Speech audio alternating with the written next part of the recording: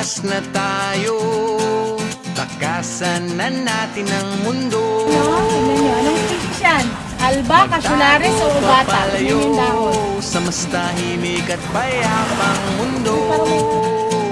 Umubulong ang hanging amihan at huni ng ibon. Dumudulong at tinatawag na tayo ng bundok.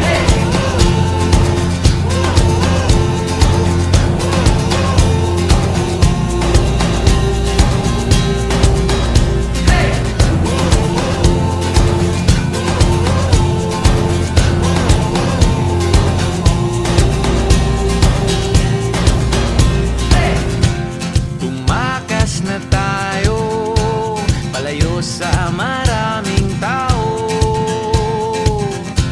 Tumiwalay at magtago sa maingay at malabong mundo. Bumubulong ang hanging habagat at hampas ng alon. Dumudulog at niyayakag na tayo ng karagatan.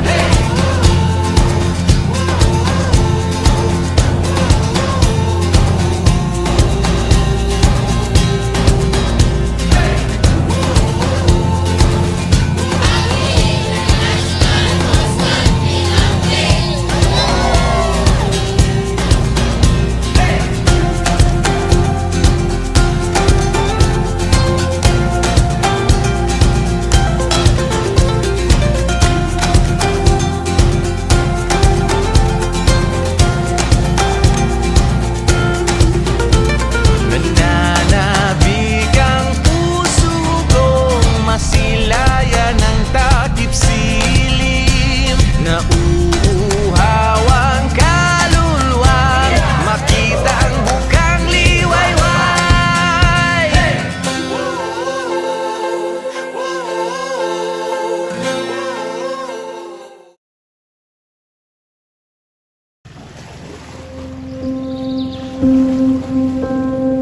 Naaalala mo pa ba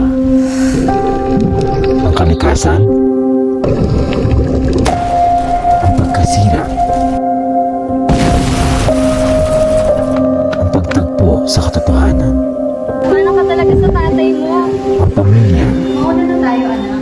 ang mga abuso, Nandito na mga dinamita po ang kasakiman, Ano pang hinihintay nyo? ang Alam niyo bang nakakasira ito sa ating kalikasan?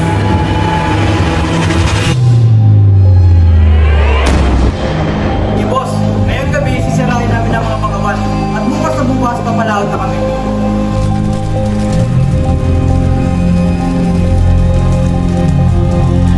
Tingnan mo, ang mga bakawan nasunog.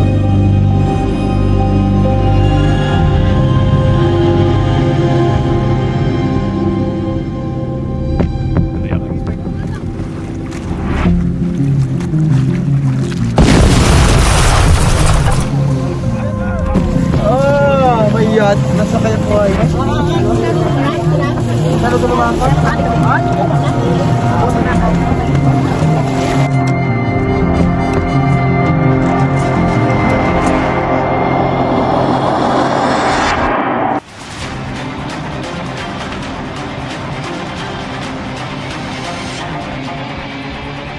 Ano?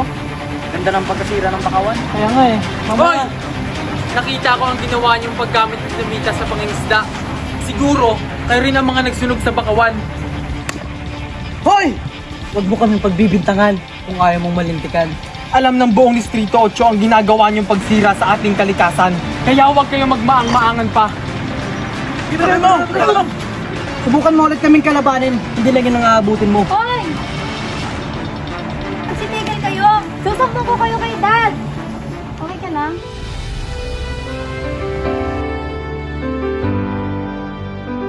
Magsimula tayo sa unang ngiti,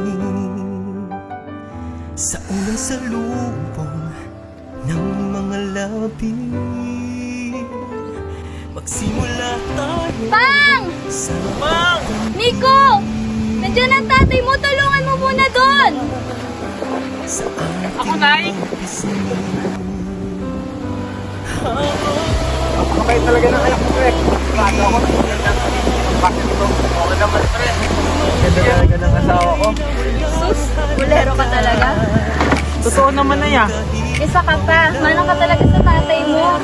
Kahit na masunog pa sa bagyo, nandito lang ako, nandito lang ako.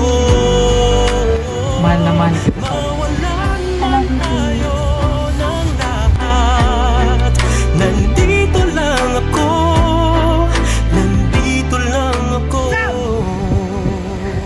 Bakit ka nakikipagkita sa lalaki yun? Dad, mahal namin ng isa't isa. Anong mahal? Wala kang magandang kinabukasan sa lalaking yun. Pero Dad, tumigil ka sa! Nalulugi ang negosyo natin. Huwag ka nang tumagdag pa. Sundin mo ang daddy mo! Nalulugi? Di ba dahil po yun sa mga ginagawa niyo pagsira sa ating kalikasan? Sinusunod niyo pa nga po di ba ang mga bakawan? Paano ba dadami ang isda kung kayo mismo ang sumisira sa kanilang tahanan? Pwede ba minsan magkaroon kayo ng puso?